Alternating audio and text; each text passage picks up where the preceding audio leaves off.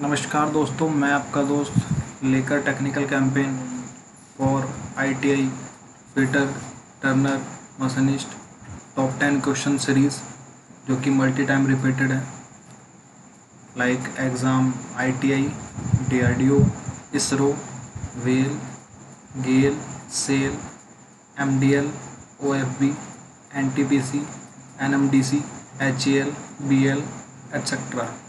इन एग्ज़ामों में काफ़ी बार पूछे गए क्वेश्चंस हैं, उनकी एक सीरीज़ लेकर आया हूँ डेली बेसिस पर। काफ़ी इम्पोर्टेंट क्वेश्चंस हैं with relevant content, with theory and pictorial view, जिससे अच्छे से आप समझ सकते हो। तो चलते हैं, बताता हूँ कैसे आपको इसमें एनरोल होना है। यूट्यूब पर जाना है, सर्च करना है technical campaign and subscribe, then press bell icon for latest notification. Finally reached your study center, then boost your skill with theory with pictorial view for competitive exam preparation like WHALE, GALE, SAIL, ISRO, DRDO, OSB, IOCL, ONGC etc. by technical campaign. Mostly useful है for fitter, turner and machinist. Also relevant content other trade like welder. क्योंकि कुछ questions ऐसे हैं इसमें जो सभी ट्रेडों में पूछे जाते हैं टेक्निकल बेस पर, ठीक है। तो चलते हैं, मल्टी टाइम रिपीटेड क्वेश्चन जैसे कि मैंने आपसे पहले ही बता दिया, और फिटर टर्नर एंड मशीनिस्ट के प्रीवियस ईयर के क्वेश्चन हैं जो हर बार पूछे जाते हैं एग्ज़ाम में, कि एक क्वेश्चन सीरीज है। तो पहला क्वेश्चन है हमारा, larger end cutting edge angle tool life. Larger end cutting edge angle slash tool life, उस पर क्या इफेक्ट, टूल की लाइफ पर larger end cutting edge angle का क्या प्रभाव पड़ेगा।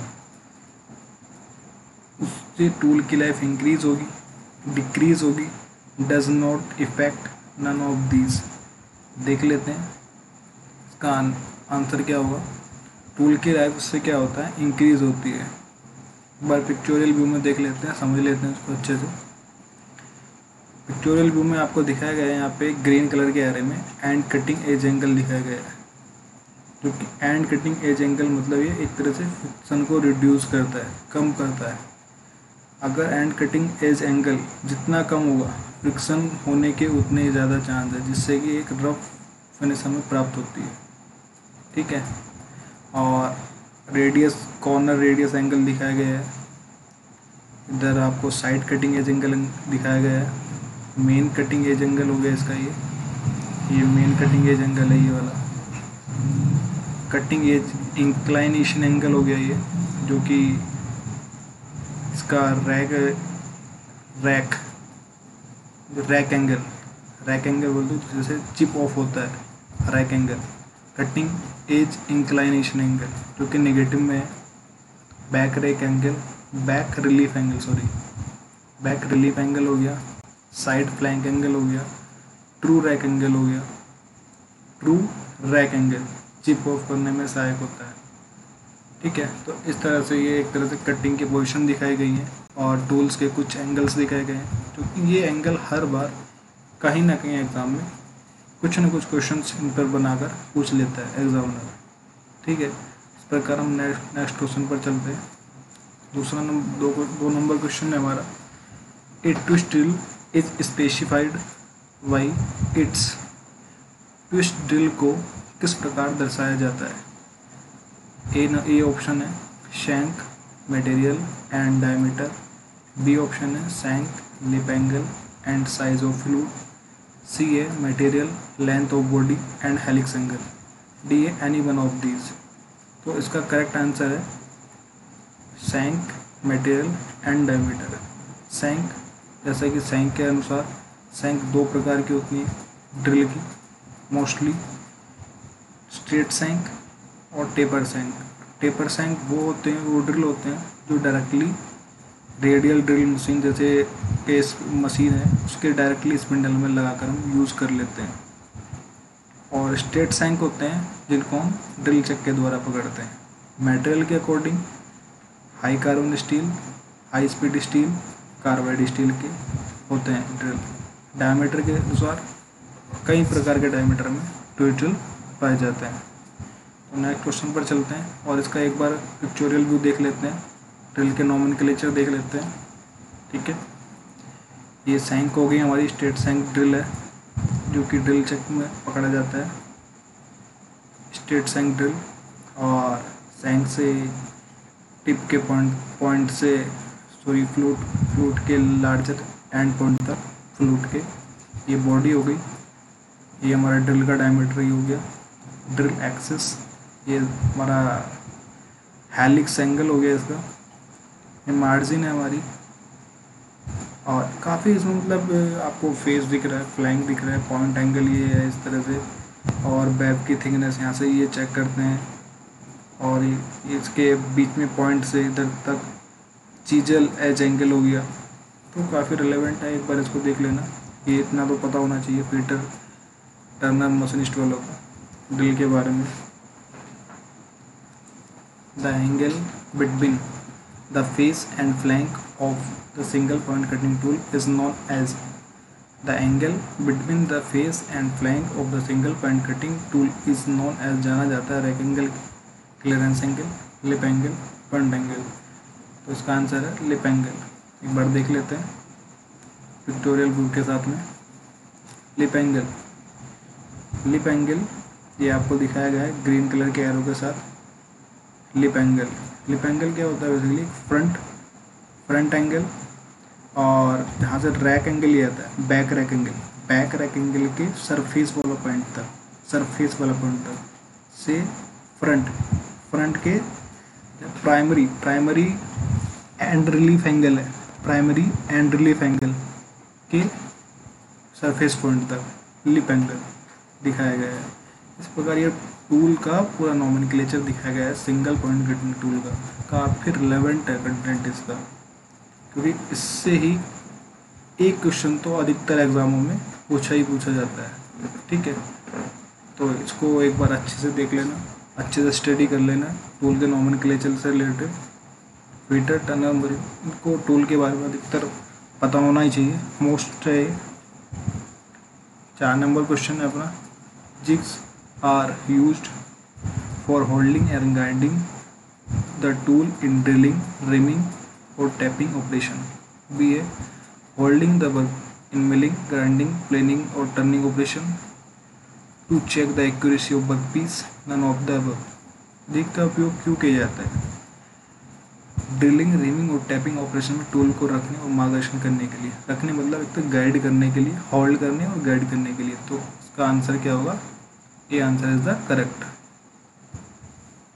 A answer is the correct. Definition देख लेते हैं एक बार। जिग्स और फिक्चर की एक साथ डेफिनेशन दिखाई गई है, अच्छे से समझ में आ जाएगा। जिग्स क्या होते हैं?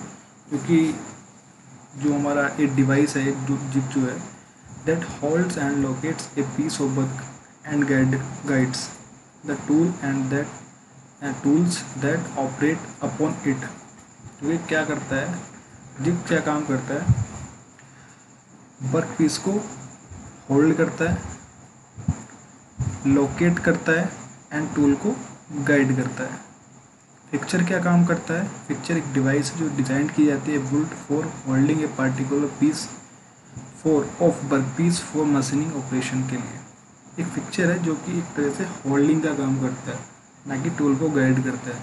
जिग क्या काम करता है? साथ में गाइड भी करता है टूल को। एक बार पिक्टोरियल व्यू में देख लेते हैं दोनों का, जिग वर्सेस पिक्चर। इधर साइड में जिग दिखाया गया है जो कि वर्क पीस को होल्ड भी कर रहा है, गाइड कर रहा है और टूल को लोकेट कर रहा है एंड टूल को गाइड कर रहा है। पिक्चर क्या काम कर रहा है? ओनली वर्क पीस को होल्ड कर रहा है। तो इस तरह से अगर आप देखोगे, कंटेंट को पढ़ोगे, समझोगे तो जल्दी अच्छे समझ में आता है। ठीक है, जिग वर्सेस पिक्चर। चलते हैं नेक्स्ट क्वेश्चन पर। पिक्चर्स आर यूज्ड फॉर, जैसे कि अभी हमने पहले वो पढ़ाया है। पिक्चर क्या है? पिक्चर होल्ड करता है, मतलब एक होल्डिंग डिवाइस के रूप में काम किया जाता है इसका। Special purpose holding device like use mostly milling, grinding, planing, during turning operations. तो इसका B answer is the correct. Milling और होल्ड करता है milling, grinding, planing, turning operation के दौरान। स्पेशल पर्पज वर्क को होल्ड करने के लिए फिक्चर्स तैयार किए जाते हैं मास प्रोडक्शन के लिए। ठीक है, तो चलते हैं 6 नंबर क्वेश्चन पे। Tool is generally better when, तो इसका आंसर होगा grain size of the metal is large, no. Grain size of metal is small, no. Hard constituents are present in the microstructure of the tool material, none of the above. None of the above is the correct answer. इनमें से tool life is generally better when, tool life अच्छी नहीं हो सकती इनमें से जब तक नन उपरोक्त में से कोई भी। इसका रिलेवेंट ये नहीं है, मैं एक बार इसका स्पष्ट डिटेल में दिखा देता हूँ। टूल लाइफ डिपेंड किस पर करती है, जनरली बेटर होती है, कब होती है। Useful tool life, useful cutting life of tool expressed in time, समय के हिसाब से एक्सप्रेस किया जाता है टूल की लाइफ को। टाइम पीरियड के हिसाब से किया जाता है, कब से हमने यूज़ किया, कब तक करना है, टाइम पीरियड के हिसाब से। तीसरा होता है रीशार्पनिंग और रिप्लेसमेंट के बीच का कंसेक्यूटिव टाइम जो होता है, टाइम पीरियड होता है। ये 3 बेसिक मेथड होते हैं टूल की लाइफ को शो करने के लिए। ठीक है, तो काफ़ी इम्पोर्टेंट कंटेंट है। लाइक भी करें, शेयर भी करें एंड सब्सक्राइब करना ना भूलें। चलते हैं नेक्स्ट क्वेश्चन पे। The broaching tool has roughing teeth, semi finishing teeth, finishing teeth, all of these. Broaching साधन है इन सभी का, सभी का। इसका आंसर क्या होगा? All of these. Roughing teeth, semi finishing teeth, finishing teeth, all of these. तो इसका आंसर क्या हो गया? ये सभी। एक बार पिक्चोरियल व्यू में देख लेते हैं ब्रोचिंग टूल के बारे में। Broaching is a machining process for removal of a layer of material of desired width and depth, usually in one stroke by a cylinder rod or bar type cutter having a series of cutting edge with gradually increased protrusion and indicated principle of broaching।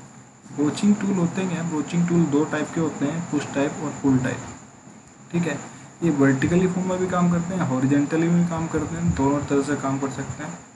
ठीक है, और इनके द्वारा जो shape तैयार की जाती है वो मैंने एक आपको दिखाई गई किस तरीके शेप। एक सिंगल पास में एक हाइड्रोलिक प्रेस मशीन के थ्रू, हाइड्रोलिक मशीन होती हैं उसमें सिलेंडर रॉड होती है, उसके थ्रू इनका एक पुल टाइप और पुश टाइप को पकड़ने के लिए होल्डिंग डिवाइस होती है, जिसके थ्रू इनको पुश किया जाता है, पुल किया जाता है। और इस तरह की हमारी शेप सिंगल पास में। इसके टीथ जो होते हैं एक ऑर्डर में होते हैं, जो कि सेरेटेड टाइप होते हैं, सर्कुलर फॉर्म में भी होते हैं। इनसे इस तरह की इन तरह काफ़ी टाइप की जो शेप प्राप्त कर सकते हैं। मास प्रोडक्शन में मोस्टली इनका यूज़ होता है, कम समय में ज़्यादा प्रोडक्टिविटी के लिए। तो नेक्स्ट क्वेश्चन पर चलते हैं। A push broach as compare to pull broach has है all of the above, less number of teeth, short and stocky, remove less metal for each pass of pull, all of the above. Pull broach और push broach के बारे में हमने पहले आपको पढ़ाई दिया है। ठीक है, तो आप समझ ही गए होंगे पुश और पुल ब्रोच क्या होते हैं। इन ऑब्लिक कटिंग सिस्टम, ये कटिंग सिस्टम है ऑर्थोगोनल ऑब्लिक कटिंग, 2 टाइप की कटिंग होती है मोस्टली। तो ऑब्लिक का पूछा गया। In oblique cutting system the cutting edge of tool may clear the width of the workpiece, may और मे नॉट, हो सकता है हो नहीं भी हो सकता है। Clear the width of the workpiece, may not clear the width of the workpiece, should always clear the width of the workpiece. तो इसका आंसर होगा may not clear the width of the workpiece oblique cutting के दौरान। इन oblique cutting system में the cutting tool cutting edge of the tool may not clear the width of the workpiece, workpiece की चौड़ाई के बराबर नहीं होती है।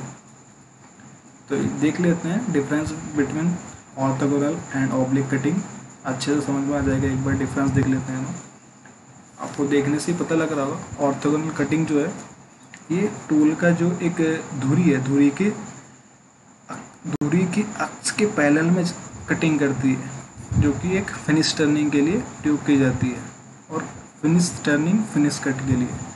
ऑर्थोगोनल कटिंग में क्या है, ये टूल की धुरी के कोण में कटिंग करती है, टूल की धुरी के कोण में कटिंग करती है, जो कि रफ कटिंग के लिए यूज़ की जाती है और हैवी कट इस पे यूज़ किए जाते हैं। ठीक है। ऑर्थोगोनल कटिंग में क्या है, ऑर्थोगोनल कटिंग में दो टाइप के फोर्स काम करते हैं, टेंजेंशियल और एक्सियल।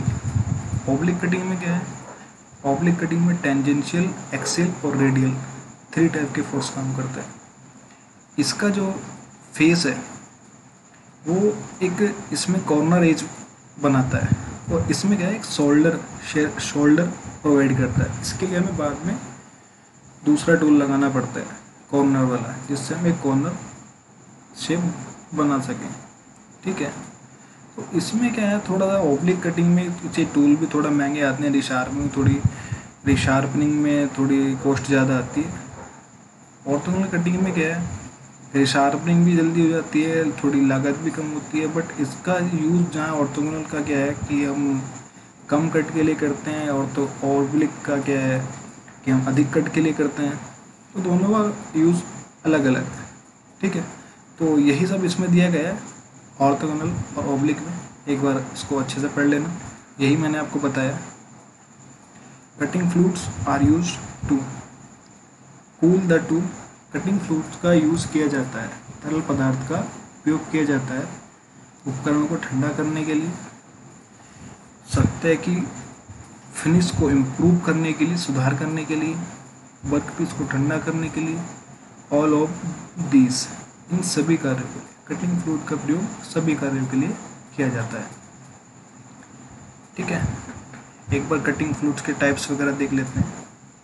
एनी लिक्विड और gas that is applied to the chips and और cutting tool to improve cutting performance. Cutting tool क्या करता है, cutting tool to improve cutting की परफॉर्मेंस को इम्प्रूव करता है। मेन फंक्शन क्या है इसका, remove heat in cutting during cutting, remove करता है हीट को ड्यूरिंग कटिंग के दौरान। लुब्रिकेट करता है द चिप टूल इंटरफेस को, जो चिप के द्वारा इंटरफेस तैयार होता है उसको रिमूव करता है, लुब्रिकेट करता है, सॉरी। वॉश अवे चिप्स, जो चिप्स एक हमारे वर्कपीस के ऊपर इकट्ठा हो जाते हैं उनको वॉश अवे करता है, धो देता है, उनको वहाँ से हटा देता है। और इसके जो टाइप्स हैं, cutting oils, soluble oils, chemical oils और इमल्सिफायर होते हैं कुछ। ठीक है। इसका इमल्सिफायर सोल्यूबल ऑयल भी होते हैं। ठीक है। उसके बारे में आप थोड़ा डिटेल में पढ़ लेना। Thanks for watching technical campaign. अगर ये कंटेंट आपको रिलेवेंट लगा हो, वीडियो अच्छी लगी हो, तो लाइक, शेयर एंड सब्सक्राइब जरूर करें। एंड कंटेंट से रिलेवेंट कोई भी अगर आपकी क्वेरी हो तो कमेंट बॉक्स में कमेंट करना ना भूलें। Thanks for watching technical campaign.